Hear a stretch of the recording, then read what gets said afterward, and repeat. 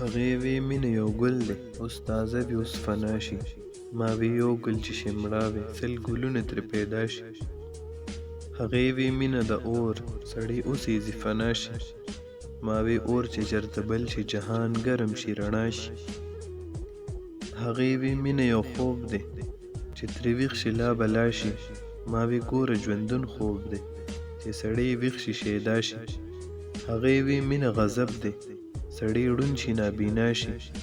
ما وی خدای ته بینا سترګې تل جهان ته نابینا شي. هغې وی مینه دوزخ دی ماشومان پکې جلیا شي.